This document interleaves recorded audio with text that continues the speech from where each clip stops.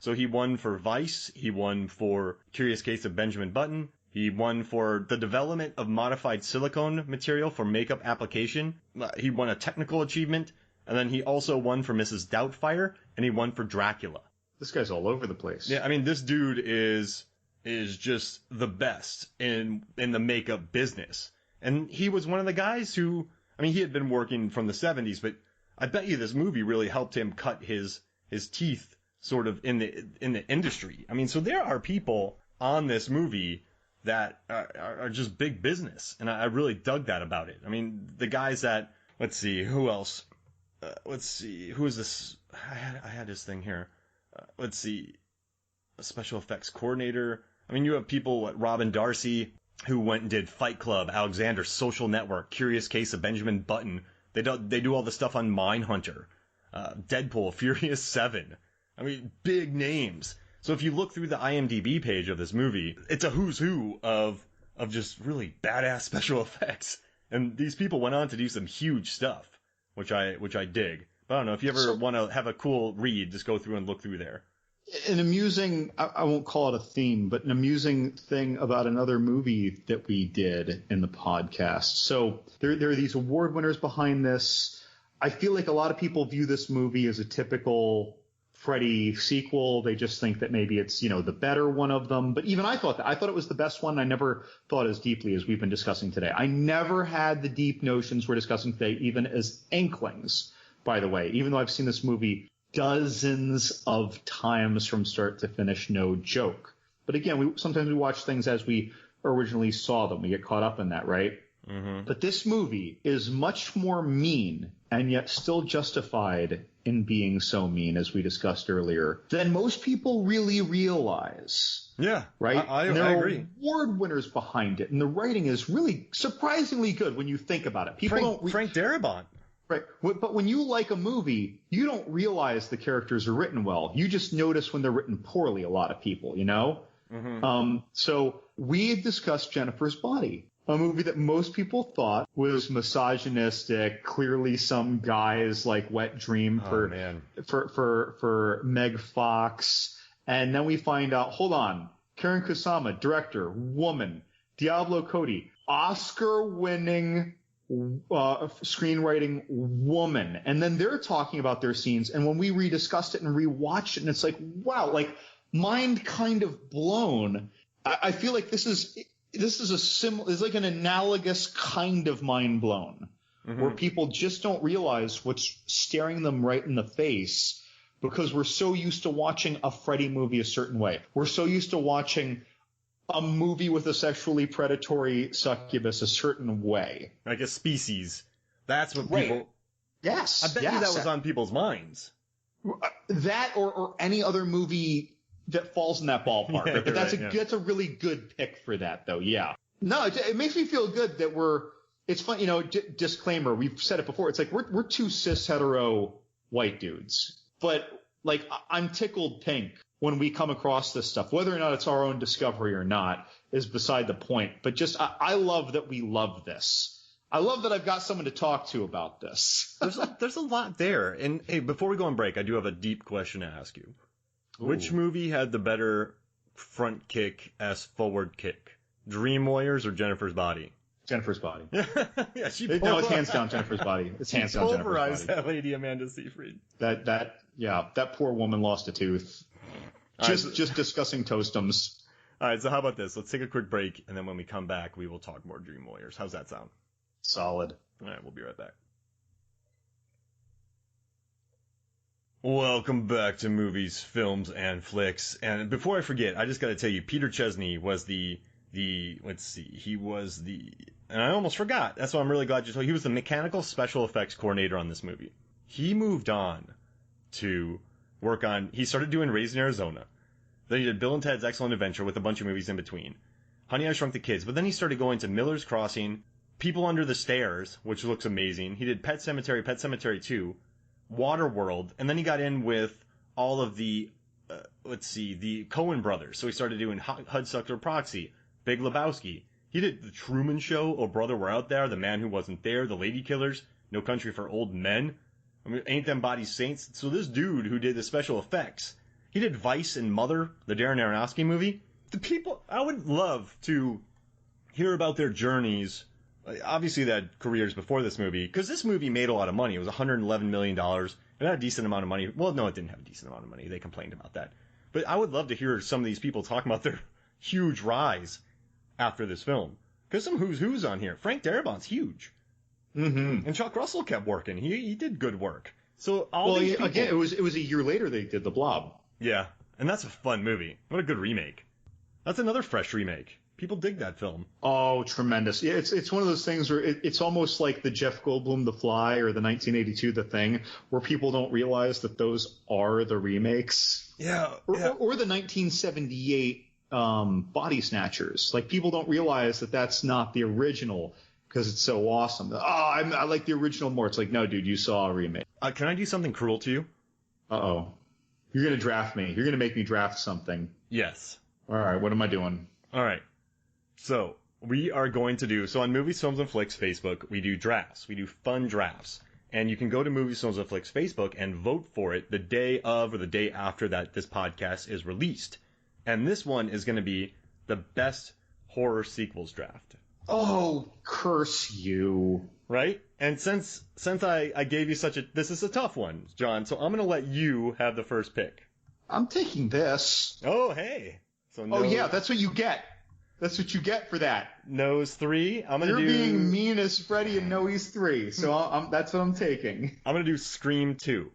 That's a good one, dude. So I've written articles about this before, and I think Dream Warrior stands up to it, but I got to give the best pure horror sequel to Scream 2, and just simply because, and I give it extra points because it came out a year after Scream, which horror sequels that come out a year later are rarely good. And then you have the fact that script leaks had them rewriting on set, so they had to change everything up. And I still think it's a very effective horror sequel. So yeah, I'm going to go Scream 2. I want Friday the 13th Part 6, the introduction to Undead Jason. You know, that's the second highest rated one. Well, now people like it even more. Ooh. Now, John, can I do something that will make you furious at me? What do you think? Okay. I don't want to say out loud one of the two things that I think you're going to pick, because I don't want you to give it to you if you didn't think of it. All right. Okay. It should feature the same characters, right? What are you talking about? All right. I'm just going to say. No, whatever. If it's a part 2 or part 3, I'm going to say Final Destination 5. You son of a bitch! I hope Tony Todd comes and gives you the death talk of your life. That was my next pick. I was afraid to say that when you asked me. I love it. I knew that was going to get you. All right, I'm taking Return of the Living Dead 3. People love that thing, and I love that thing.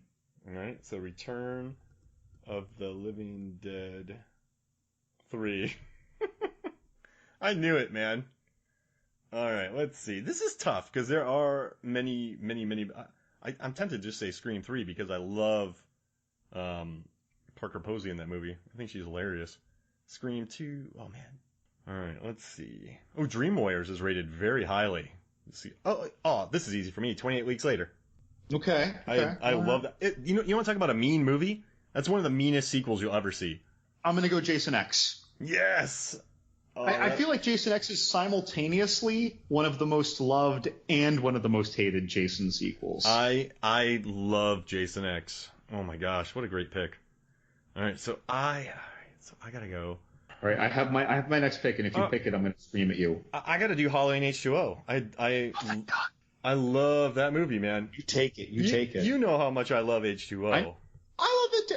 I remember, actually, what was it? A while ago, I had watched that earlier this year or late last year. We were talking about it, and then it's like, we need to pod about that. Yeah, we do. Let's do it. I'm in. All right. Is it my pick? Yep, my you're up.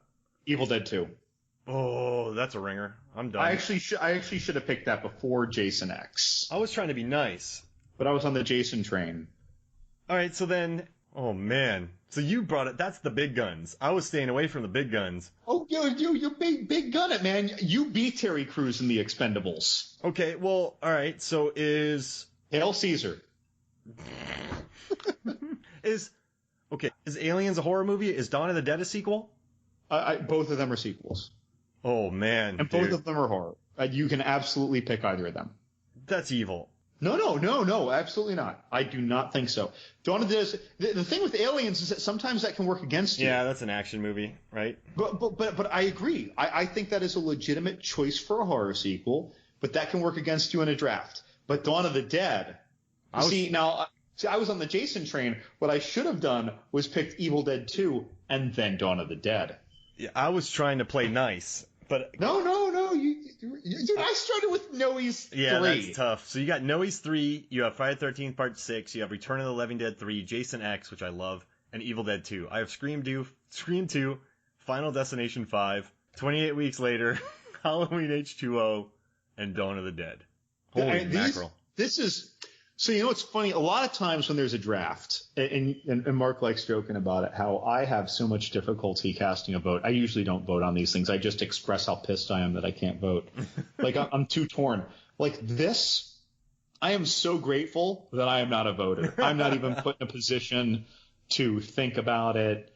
Like, this would tear me up, having to pick from these. What if I made you rank Noe's 3, Friday the 13th Part 6, Scream 2, let's see, Return of the Living Dead 3, and Final Destination 5? Where would you go with that, John? Okay, you said Noe's 3, Friday the 13th Part 6, Scream 2. Return of the Living Dead 3, and Final Destination 5. Okay, I actually think I have this. Oh, no, that's too easy. I honestly think I wrote it down in the... No, you know, again, this is sometimes... We've talked about this, though. Like, if you ask me next week, it might be different. Mm-hmm. Right? We're going with what's in my head right now. So, okay, all right. Okay, I'm going to go Noe's 3. This might be a shocker for someone. Final Destination 5. I knew it. I knew you were going to do it. Okay, all right. Final Destination 5. Now, this is actually my most conflicted pairing. I'm going to go these next two.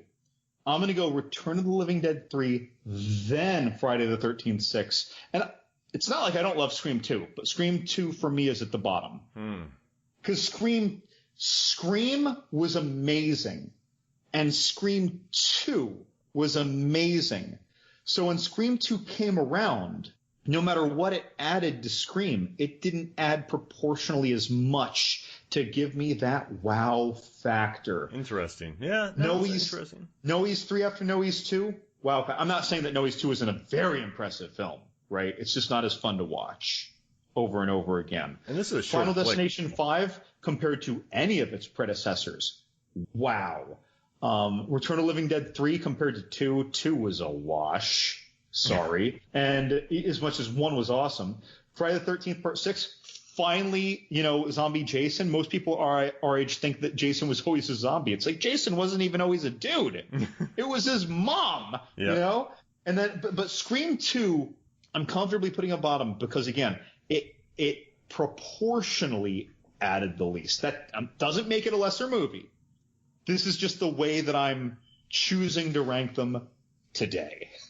And you know what's interesting about your 1 and 2 picks is that they have very likable characters. Oh yeah. Well, I mean, that's so we talk about that so much, and I'm not trying to criticize any other podcast, but I feel like just in movie watching culture in general, again, people tend to not notice as much when the characters are great and not realize the value added. Mm-hmm. So when I notice that characters are great, I see it and I want to jump into that wave and ride it. Man, and listen to our Final Destination series and our racing series and our Resident Evil series. Yeah, by the time this drops, we might have the whole racing series out, right? We just have 1 left. All right, so, but it'll drop before this probably. So really, they're all probably out. Yeah, check them out. They'll all be out. So listen to the racing series. We had a lot of fun with that. And also, too, I do like some of the added humor in this. And I like some of the cheekier lines. So in the beginning when Kristen has her, this isn't funny, but when she has her wrist slit, she just does a cheeky feint. I love a cheeky feint. I like when Taryn says, "I'm beautiful and bad." And bad. I love that. And that was her. Yeah. I love that line reading to her. And she came up with that second line. It makes me so beautiful and bad. And I mean, and also Kincaid, just the crap that he talks to Freddy is, I love this, how he runs his mouth off to Freddy. It just makes me happy. And I dug that he survived too, this film. And it just, There's